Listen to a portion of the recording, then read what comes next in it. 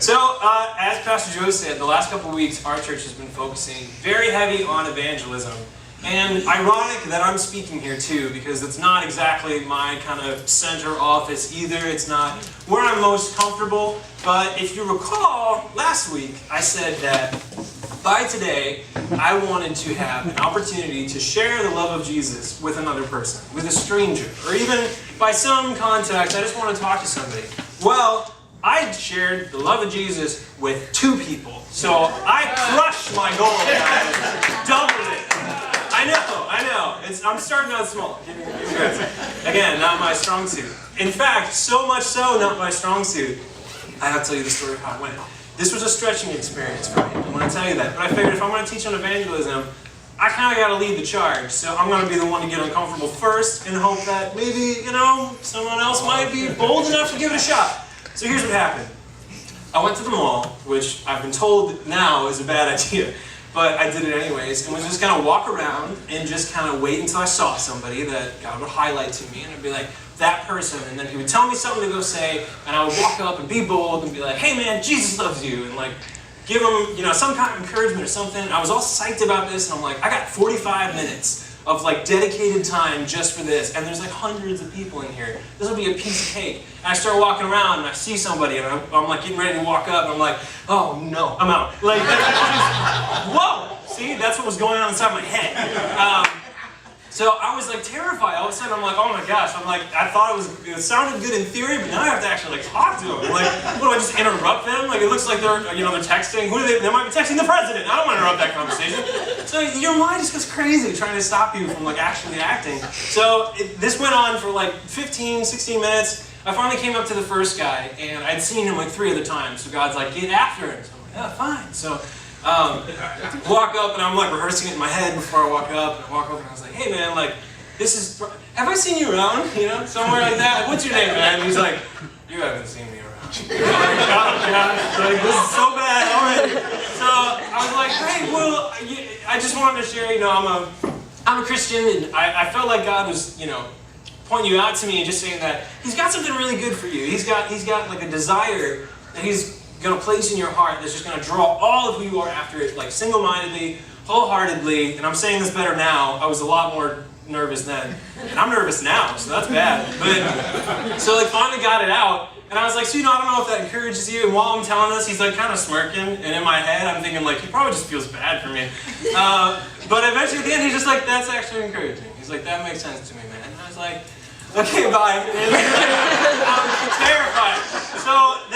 So then like, I'm like, okay, cool, I got one, I have accomplished my goal, but I still got 30 minutes. Like, oh my gosh, like I can't just, I gotta go for more. This is just the tip of the iceberg. Yeah. So I'm walking around for like it was about another 15 to 20 minutes of me just looking at someone, second guessing, looking at someone, oh, that would be a cliche prayer. No, that guy, he's talking with somebody, I don't want to interrupt the conversation. Oh, they don't look very friendly. So just constantly, all this stuff. So finally I sit down and I'm like, maybe I'll just wait until it's time for me to leave. And I look to my right, and there's these 2 guys sitting there. And, they're kind of like, they're gamer dudes, dressed in dark clothing, they got long hair, one of the guy's hair is thinning a little bit, they're talking about some game that they were both playing. I'm like, these are my kind of guys. So I'm sitting there, and God's like, hey, I need you to do something. I'm like, nope. He's like, go ahead, you do it. I'm like, nope. He's like, do you know what I need you to do? I was like, yep. He's like, go do it. Nope. He's like, I gave you like 30 other people to go and talk to. You're out of people. Go talk to these guys. I'm like, oh gosh. So like, I'm sitting there for like 5 to 7 minutes just waiting and just being like, trying to work up my courage, but just terrified. I'm like, man, I think I just gotta go for it. So they stand up and start walking away, and I'm like, oh no. Like, so I start like following them, and I'm like, now I feel so weird. And I was like, but you know what? Like, and then I kept reminding myself, you know what? Who is going to be offended or upset for someone to share the love of God with them? Like, who would be offended by that? So I'm like, you know what? I'm just going to do it. So I chase them for like 100 feet and finally stop them. And I'm like, hey guys, I'm going to say right up front, this is probably going to be weird. And they're both looking at each other like, who is this guy? I'm like, so, I really don't want this to come off rude, but I want to talk to you specifically. I noticed that your hair is thinning. And the guy's like, how did you know? And no, that's exactly how it went down. I said, I really don't want this to be rude. It's not a sales pitch or anything, but do you mind if I pray for your hair? And in my mind, I'm like, this is the stupidest thing I've ever done. I'm like, God said do it, so I'm going to do it. So he's like, okay. And I'm like, God's like, hey, one more thing. I'm like, nope. He's like, one more thing. Nope. Okay, do it. Fine. So, the Bible talks about laying hands on people. You want to just put a hand on your head while I'm praying for you? Would that be okay? And he's just like, we got this far. Yeah, we got that. So I'm like, all right. And his buddy is next to him just being like, what in the world? So I'm like, thank you for this, but I'll just pop a hand on his head and it's nice and, wiry. And I was like, fine, God. I know that you look. I knew his name was John. I was like, God didn't tell me that. He told me that. But I was like, John, I'm just praying for John. We know that he's your child. You love him. You designed him to have hair. You want him to have hair. And that's just because you love him, not because he needs it, but just because you want to show his love for him. And I believe you want to do that. So God, I pray hair for John. Amen. And the guy was like, just kind of like, okay. And I was like, yeah, sorry, I did warn you. It was going to be weird. He's like, believe it or not, it's not the weirdest thing I've done to try and get my hair back. And then I'm like, well, I've seen God do crazier things, so good luck with the hair, and just walked off. And I was walking away thinking, I'm going to have to share this story now. It looks so silly, but I did it. But then as soon as I got back and the nerves all went away and I forgot how embarrassed I was, I just thought to myself, you know what though? God's a good father. God loves John. He's one of his kids. If John starts to sprout tiny little hairs all over his head, he's going to be confronted with the fact that for decades I've been bald. But since this guy prayed and said God wanted to give me my hair back, and that starts coming back, that is going to be like an undeniable proof for this guy. Yeah. And I was thinking, man, as embarrassing as that was, as weird of a story this is now, that might be the thing that causes this guy to open his heart to God. Yeah. I was like, amen. That's why I'm doing this. Like, I kind of had to remind myself of that, but I'm like, that's why I'm doing this. That's why I'm making a fool of myself. That's why I'm stretching way outside my comfort zone. Because I'm an introvert. I don't talk to people. But just especially strangers. But anyways, I just wanted to share that story to say that this church is focusing on evangelism. Yeah. We want to be the kind of church that stretches ourselves. We don't want to come here just to kind of hang out, talk nice, what's up, that's all great. It's great to have that kind of fellowship. But the goal of the kingdom is to expand, right? We want to be fruitful and multiply, not just inside the church, outside the church, right? I was thinking, and I remember too, when I was walking up to that guy, I was thinking, like Pastor Joe said, this is the cutting edge. This is the end of the kingdom of heaven, and me reaching out past it gives it a chance to grow. Yeah. That's why I was out there doing this. So I don't know if anyone else accepted the challenge last week as well. I'm sure you're going to have some great stories. I know Cody did. I know Kathy did. Anyway, so like our special message here during the offering, that song we played, Come Stumbling Like a Prodigal Son, we were talking about the prodigal son. That was the word that I'd gotten 2 weeks ago. It was really neat because I'd gotten the word and I'm like, that's a really cool thought, it's a really cool idea, it's a really cool perspective. I kind of got to see the world from God's eyes for a second. And I was like, so then Pastor Joe said, let's get a whole message on that. And I was scared, I was like, I don't know if I could milk that for a whole message, but as soon as I started digging back into it, reading through the story, God just continued to pour revelation after revelation. He's just like, hey, there's so much more. Like, this isn't just like any scripture. This is my heart you're diving into. Yeah. You're always going to find more in here. Yeah. So I'm like, all right, so let's go to the prodigal son. All right, we're just going to go right through the message. We're going to be reading it in the NLT. It's going to be up on the screens for you. It's not my favorite translation, but it's the one we have on ProPresenter. So, Luke 15, starting in verse 11. So, a certain man had 2 sons, and the younger of them said to his father, Father, give me the portion of goods that falls to me. So he divided to them his livelihood. And not many days after that, the younger son gathered all together, journeyed to a far country, and there wasted his possessions with prodigal living. Let's stop for a second. Before we continue, does anyone, and I'm going to ask a question, and I have a prize for the winner, because that's the only real way you should even ask a question anyway, right?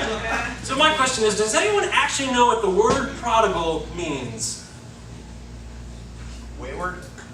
Wayward? That's not correct, but that's what I thought, right? That's what I'm going to guess we all thought that. Carol? Lost and wandering. Lost and wandering? He is lost and wandering. That is the prodigal son, but what does the word prodigal mean? Kev? Doesn't it mean something along the lines of like extravagantly like spending or like giving or something like that? I'm gonna take it. I'm gonna take it, Kevin. And you know what you win, bro? You know what you win? Some Cuginos. Broccoli soup, right? Made by the one and only Dan Hochstatter, right? There you go. Enjoy that.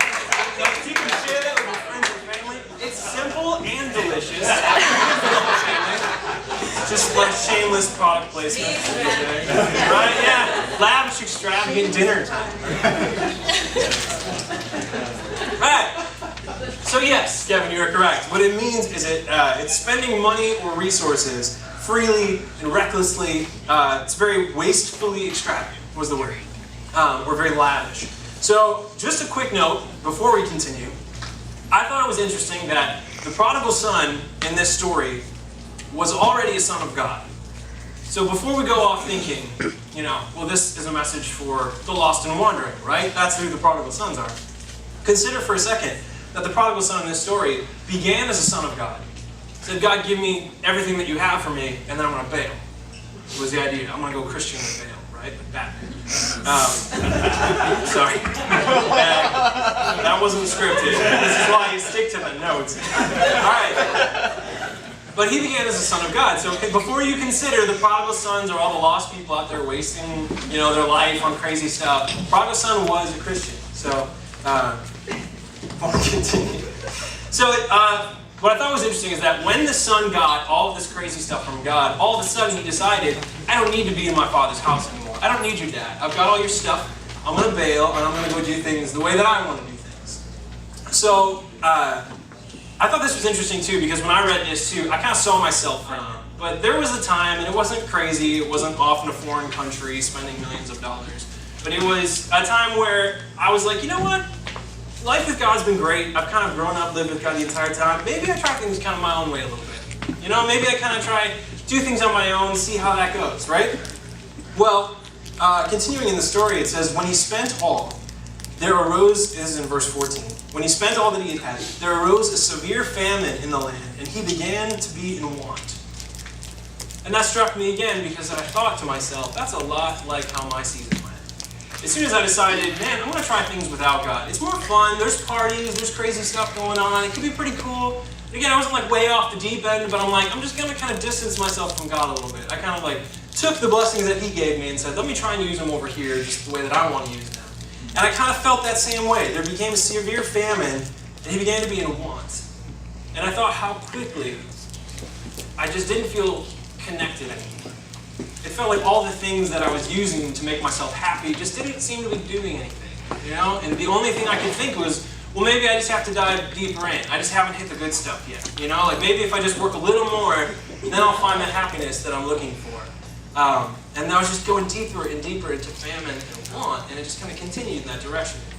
But consider too that like a prodigal son, that was me beginning as a child of God, thinking, I'm going to take what I learned from God and go use it on my own. Be reckless, lavish, extravagant.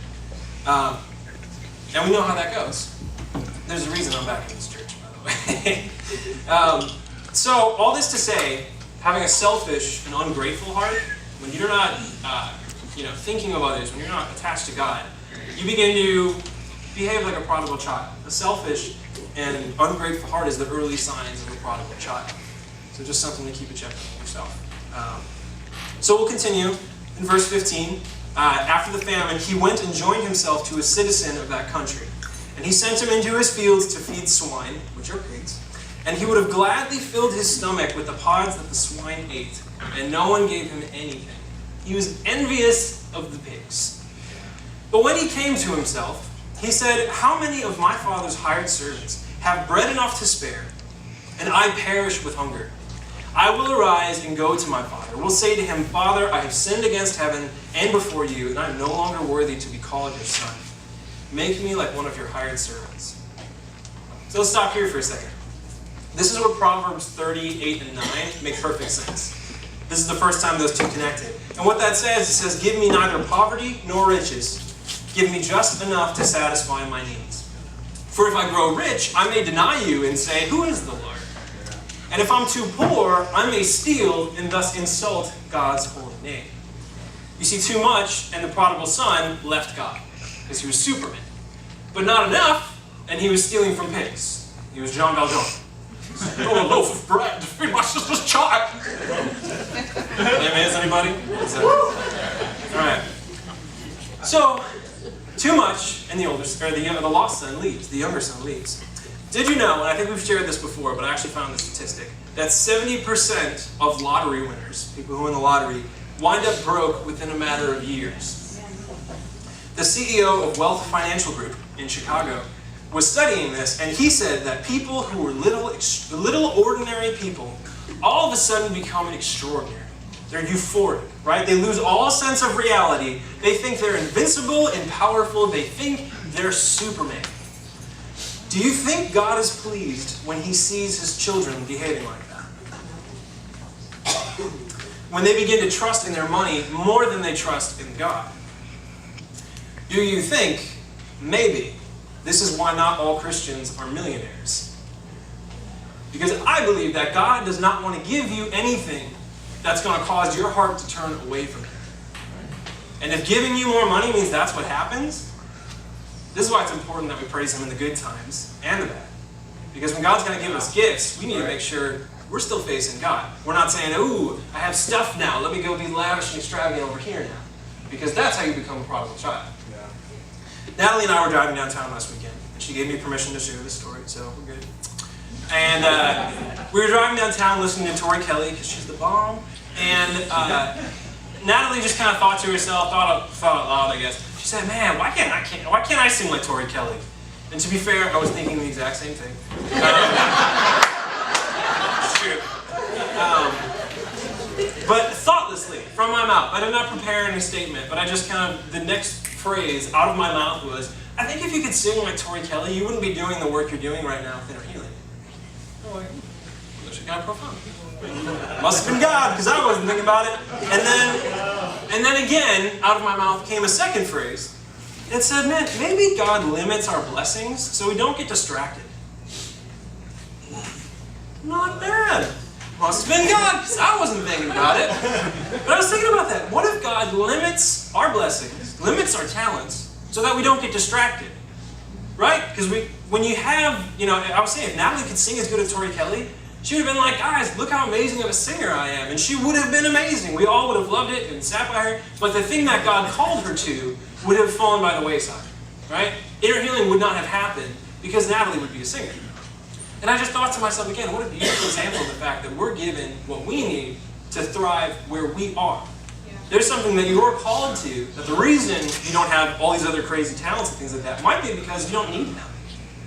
So I would say, ask yourself, if you're wondering why incredible wealth and incredible talent hasn't come to you yet, ask yourself, do you really need it?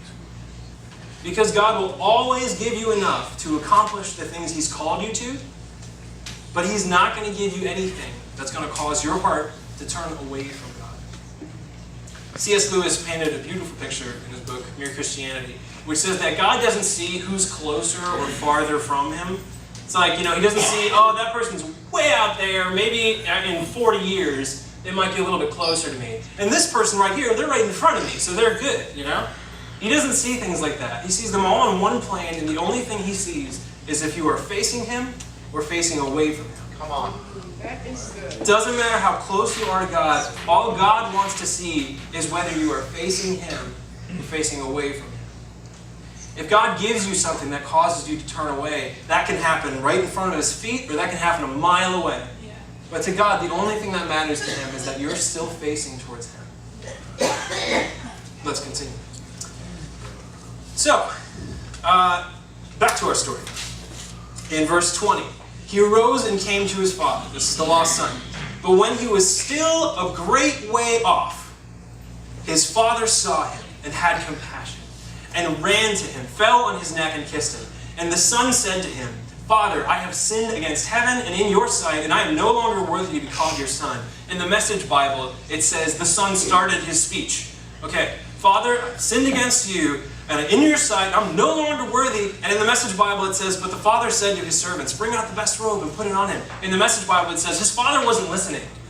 If I wasn't even listening, Father, I've sinned against you. Shush, robes, sandals, get this guy. Like, he's home. Like, get him stuff. Like, come on, the kid's back. Like, save the speech. I don't care. You're home. That's amazing. Like, I thought, like, wow, that's actually a really cool way to translate that. So he said, Father, bring out the best robe, put it on him, put a ring on his hand, sandals on his feet. Bring the fatted calf, and here and kill it, and let us eat and be merry. Beef ribs, right? Beef brisket. We got steaks, tenderloins. You know, this is the prime. This is Texas State Brazil over here. Fogo de chao up in here. So he said, come on, bring it in. Let us eat and be merry. Praise the Lord. Man, if you want to know Jesus, just go to Fogo de Chao. God, thank you for meat. For this my son was dead and is alive again. He said, let us eat and be merry. My son was dead and is alive again. He's lost and he's found. And they began to be merry. Let's stop here for a second. The son is back. Life with God is great. Hooray. We know that. Church life. Hooray. We're all good. Happy now. Happy ending. But God showed me something else 2 weeks ago. And this was the first word that I got. I got a few more too. First one, he showed me the phrase, while he was still a great way off. And I've thought about this before, but what that implies is that when the sun had just barely come over the horizon, from miles off, just over the hill beyond the edge of the property, he said, there he is. And for him to see him from a far way off, that means he must have already been looking. Now, no doubt, he has his own kingdom, right? He has a household, he's got servants, he's got another son. You know, there might be other kids that aren't even mentioned here. I know people back in the old days like to have a lot of kids, Barlow style. There was probably other kids, right? There was probably other things that needed to be done. There was servants that needed tending to. There was probably meals to be made, pillows to get, fluffed. We need new curtains for the living room. We need a new couch. The kids, one of them scraped his knee. Let's go heal him. Let's patch that up. And there's got to be plenty to do. But I just kept seeing in my mind every spare second, every chance that God got, he walks back over to his old worn-out chair by the window, pops down next to the window, stares off at the horizon, waits, and waits to see if just maybe his son is going to come peeking over the horizon. And no matter what else is going on over here, I imagine God just keeps coming back to that chair and just watches. None of the other stuff matters. He just wants his son. So, God is limitless. Of course, he can do all these things at the same time, right? Like he can be healing somebody in Brazil and be, talking to somebody over here in America. Sure, that's all true. But I think the metaphor, the story, the way it's told, goes to place an emphasis on the fact that where God's time is spent, the place God puts his focus, if he were a limited being, he's spending his time on that chair, looking out the window, waiting for his son. Yeah. So, I think the reason that God does this, I think the reason that that's where he is because God knows that the worst pain that can exist inside the kingdom does not compare to some of the better pains that can exist outside the kingdom. Right? It's two different realities. Just before this parable in Luke, and Mark, you can go, or John, you can go there, Luke 15, verses 4 through 7, Jesus tells the story of the lost sheep. We have the lost sheep right before the lost son. He says, suppose one of you, I'll be reading this out of the Message Bible too, so it might be a little different. Suppose one of you with 100 sheep had lost one. Wouldn't you leave the 99 in the wilderness and go and look after the lost one until you found it? And when you got home, call in your friends and neighbors saying, celebrate with me. I found my lost sheep. Count on it, there's more joy in heaven. And this is big. There's more joy in heaven over one sinner's rescued life than over 99 good people in no need of rescue. There's more joy in heaven over one sinner's rescued life than over 99, about this size, good people in no need of rescue. You see, the 99 sheep had each other. Right? They had a body of like-minded and like-fluffy individuals that they could all huddle up against, right? That they could stand by them. They had a place that had been tended to their very needs. They had each other, strength in numbers and no apparent danger. The lost sheep was surrounded by danger, off completely on its own with no food, no shelter, nothing. That is the sheep that needs to be found, not the 99 good sheep that have no need of rescue. Heaven rejoices because the sheep that needed God the most was brought back home where it was safe and loved. That's when God celebrates. So looking at this parable, if God had to choose between hanging out with all of his good sheep or going out to find one lost sheep, where is he going to be? It's kind of like, maybe you guys have seen this meme. It's called First World Problems. Anyone ever heard of those? It's like you have people who struggle with food and shelter, but then we're like, oh, my iPhone won't update right. You know, like it's just there's different kinds of problems. I found a few. John, you can put up a couple of those. Let's call these Christian problems, right? Sunday sermon went on long, and all the other churches are going to beat me to lunch. Woe is me! And I have to wait 45 minutes at Portillo's for a hot dog. God, where are you? Let's see another. Johnny, you're going to like this one. When your dad uses you as a sermon illustration, and the whole congregation stares at you. I'm not your dad, Johnny, but I'm doing this right now. Here we are. Next one. Ever since I gave my problems to God, I've been chilling. Right? This is us. When we think about it, you know, we have a God who's willing to take on our problems. A couple other problems that I came up with off the top of my head that there's no image for was my phone's broken, so I have to read my paper Bible until I get my new phone tomorrow. Man, I get paper cuts and can't text about it. Or Becky always offers to pray first, so I never get to. Man, I just feel like God doesn't get a chance to hear me. Other people need to hear me talk to God. Or I have no idea what the word prodigal means, but I'm too nervous to ask about it. It's weird now. I feel like I should just know, right? These are the kind of problems that we deal with, right? We have more serious problems, sure, but this guy, worshiping while driving the car. I can't close my eyes or take my hands off the wheel to praise Jesus. It's just, I feel like I'm in a cage here. So these are problems. Yes, they are definitely problems. Right? They're not the biggest problems, but they're problems. But let's think again for a second. Let's just kind of shift our perspective now. Let's see what God sees. And let's look from our 99 good sheep, and let's go look for that lost one. Now, the kind of things that the lost sheep might be saying are things like, I just lost my mom right after losing my dad to a heroin overdose. And I'm an orphan now. Or, alright, there we go. That's an ironic time to be partying. Alright. Let's continue. I think we need some more to learn. Another thing, again, a real problem that might be out there might be my best friend was killed during a bad drug deal because he had no other idea how to make money. His dad never told him any other way. All he knew, and it cost him his life. Or something like, I suffer from crippling fear and anxiety because I feel completely alone and powerless. Or they might say something like, in my entire life, I have never heard the words, I love you. Now, we have these problems too. I don't want to belittle the fact that these real problems that we're talking about, people inside the church do have these problems. But we also have access to a God who loves us. We have a good Father. If we haven't heard the words, I love you, God says that to us every second we ask Him. If we feel like we're completely alone and in fear, we don't have anyone to help us, we're now in a body of believers. We have each other, right? We have 98 other sheep now that we can all stand by, right? If we have pain in our hearts that still causes us all this pain and anxiety, Natalie is an expert now, just like Nathan Blouse, of learning how to seed out those thorns that just stay stuck in your heart and cause you pain for your entire life if you let it.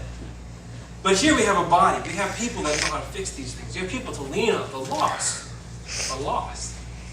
When they say nobody out there has told me I love you, and they turn around, there's nobody there.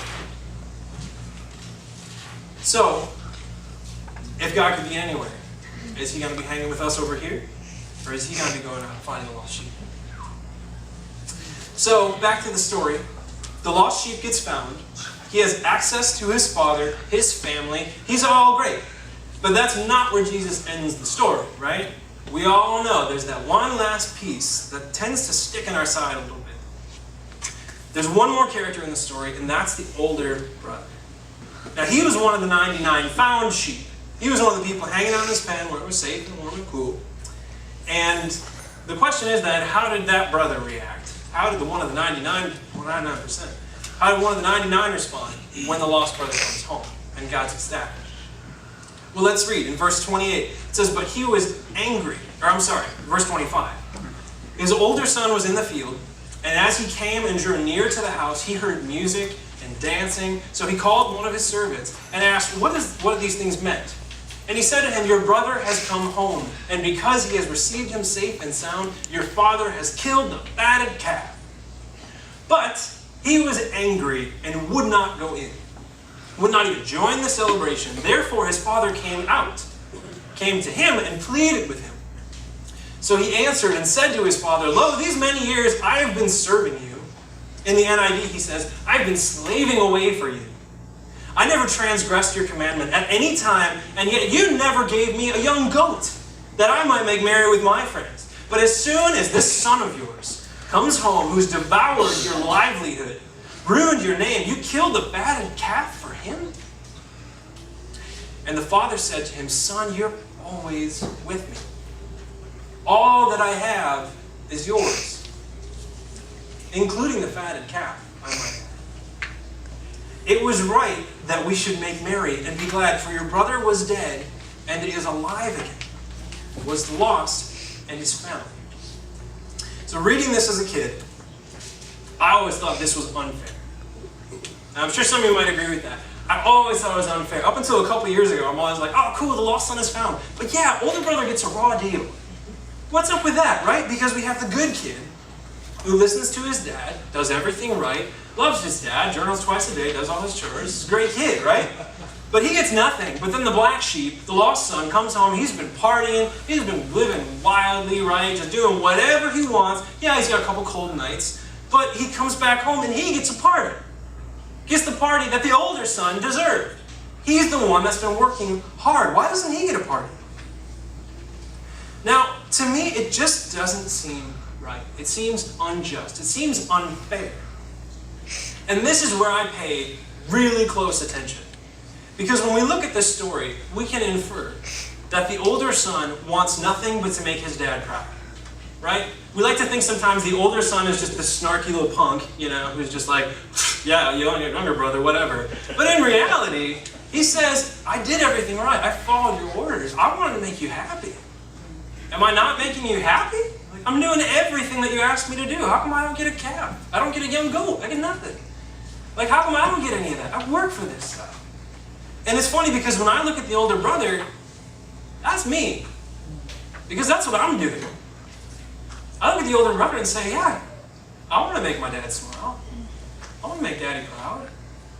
I read my Bible. I go out, I pray for people. I talk to him. I do great things. I keep myself from all these bad things. And what we learn in this story is that's not really what excites God. I mean, it doesn't mean that he's not proud of us, but that's not when he kills the fatted calf. So my current strategy of making God smile, according to this story, means I might be off a little bit.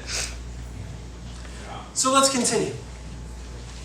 I think the key to understanding this seeming injustice is to understand the mindsets of both the son and the father. You see, the son, again in the NIV, he said he calls himself a slave. I've been slaving away from you, right? But a son that considers himself a slave isn't really a son, right? Yeah. There's a difference between those two things. They both work for the house, sure, but a slave doesn't have this beautiful future that the father is working and preparing for them. They can't walk up to the father and say, ask for his wise counsel, get his guidance, look him right in the eye and speak words of life in him. The slave doesn't need to go into the father's bedroom at night because they had a bad dream and they just need to be comforted because they're scared. The slave doesn't get to do that. The slave doesn't have access to the good father. And the last thing too is that the slave doesn't get anything more than the wages that they earn. They have to work for what they get. But you see, if the son knew what it meant to be a son, he would have seen that he had something far more valuable than a fatted calf. See, he had a lifetime spent with a loving, intentional, deep relationship with a father who loves him like crazy. He could sit on his father's lap. He can stay underneath him. He could, they could party together. They can hang out. He can encourage him and speak into his life. The father tells the son, I believe this is why he reminds his son, you're always with me, and everything I have is yours. See, what he's telling his son is you are not a slave. You have unlimited access to all of me.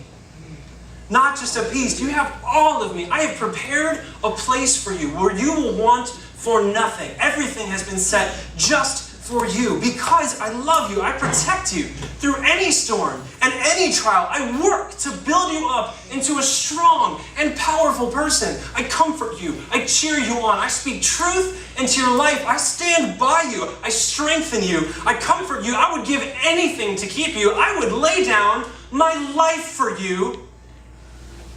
My son, do you realize that the fatted calf is not for your brother?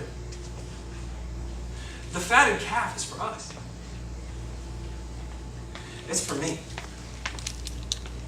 I didn't kill the fatted calf because your brother earned it. I killed the fatted calf, and we celebrate because now he has me, and I have him. He's home. Now, while the older son had been slaving away, doing everything that he can to make his father proud, what he failed to realize is that his father had always been proud of him. He didn't have to earn anything. If the son wanted to see his father celebrate, then the son should have gone out into the wilderness and found his lost brothers and sisters.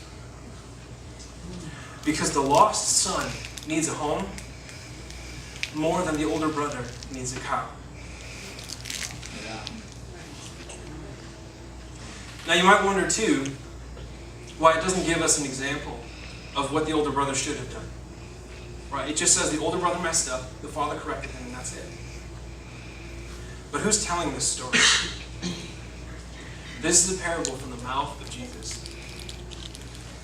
Jesus is our example of what the older brother was supposed to do. Why did Jesus come to this earth? Why did he come at all? If he wanted to hang with Dad, he wanted to make his father proud, he could have done that from heaven. Come on. He could have just stayed up there, had a great time. But no. He says, I'm going to go out there, Dad. Give me every gift that you have. Because I see all these people that don't get you like I get to get you. And they need you more than I need to hang out with you.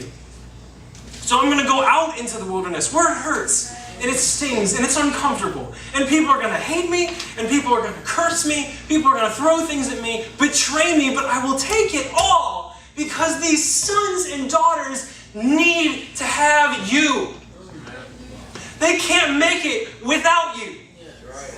And even if they do everything right, they're just slaves at the end of the day. Slaves to righteousness. I want them sons. I need more brothers more than I need more time one-on-one with you. Jesus is our example of what the older brother is made to do. And we have responsibility. We have a responsibility as sons and daughters of the living God to share that with all of our lost brothers and sisters who don't have access to this Father. And if you're thinking to yourself, well, maybe life outside the church isn't really that much different. They all seem to be doing okay. Then I don't think you really understand yet what it means to be a child of God. If you understood that you can sit on the Father's lap whenever you want. You can come running to Him when you have a bad dream. When something is scared and you need help, He has a hand waiting there to catch you, to give you what you need, to carry on, to strengthen you, encourage you, comfort you. Everyone else needs that, whether they know it or not. Because sooner or later, there's going to be a famine. They're going to be in want. And when they have no one else to turn to, that's what breaks God's heart. And he's sitting there at the window just watching, like, please come back. And you don't think that the God does everything he can to go out there and get them? You don't think he sends servants and messengers, sends out word to every neighboring nation saying, if you see my lost son, tell him, come home. That's our job. This is what it means to be a child of God. We have access to a good, good Father who desires nothing more than to bring us home, love us, and care for us.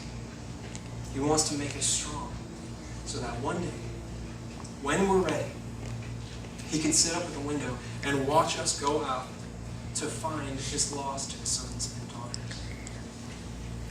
So that when they come home, he sees the lost son and he sees the older brother walking hand in hand back home. So they can kill a fatted calf, celebrate, and appreciate this new union for all eternity. That's the fight we're fighting. This is the charge that's placed on the sons and daughters of God. There are lost sons and daughters that need us. So to think of evangelism as a side thought, it's not my gift, as I explained earlier. It's not something that comes naturally. And a born evangelist might be able to save hundreds of people, right, in a month, every month. I might only be able to save 3, but God celebrates over 1. If it takes my whole life to save 1 lost son or daughter, you're going to see the Father smile. That's what the heart is. I want to see my Father smile. I'm not just talking about me. So, what I imagine now is there might be 3 different groups of people. First thing I want to ask is, do you right now, in your mind, whether you knew it once or you never knew it before, do you need to move from a slave to a son? Like the prodigal son too, he began as a son, went out and became a slave. Sometimes he just needs to be brought back in. Maybe that's you. Maybe that's you today, saying, God, I've gone out there, I've tried to do things my own way. I just want to come back to you. I want to become your son. Or if some of you are the older brother, thinking, I've been working day and night for you, God, but sometimes it's just exhausting. Then I think you might need to remind yourself that you're not a slave. You're a son. If that's you, then as soon as I'm done, I want you to come up and we can just have a word. I don't want to just pray it over everybody because I think there's something powerful to speaking those words with another individual, face to face. Speaking the words out of your own mouth. I want to become a child of God again. Or I want to become a child for the first time. The second group of people, or just a second thought for you. Is there a lost son or a lost daughter that you can touch from where you are? Not just right around here, but in your circle of influence, in your life. I want you to close your eyes for a second. And I want you to think of names. I want you to think of faces. I want you to think of families. Of people who right now may be in no apparent danger. Everything was good with the lost son for a while. But they need to come home. They need to experience God like you experience God. They need to become a child of God. Think of the people in your life that you can touch. And then I want to challenge you now to be the older brother. Be the example that Jesus set. And even if it's just having a conversation, even if it's just being bold enough to start that talk, even if you get shut down, no one is ever going to be offended by sharing the love of God with somebody. I have one last person to pray for, but let's have the band come on. The last group of people are those that they are the lost son. If you're the lost son, maybe not even a prodigal son, but someone who has never come to Jesus before, someone who has never understood what it means to be God's son or daughter. If that's you, if you need to for the first time say, God, I'm home. I want to be with you. If that's you and for the first time, you want to come home to Jesus, we want to pray with you as well. We want to do that right up here. So, if you want to start praying, can we just pray?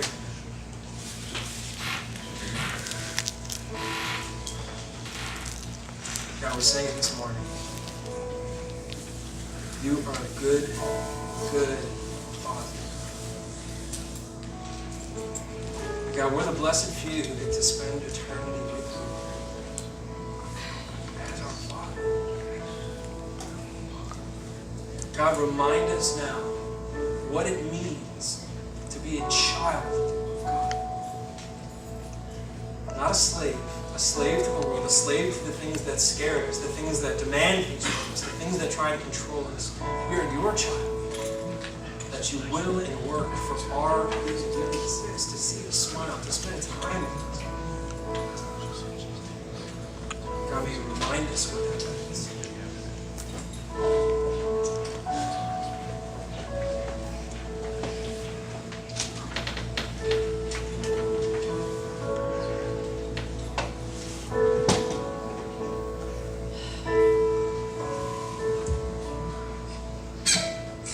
While the song's playing,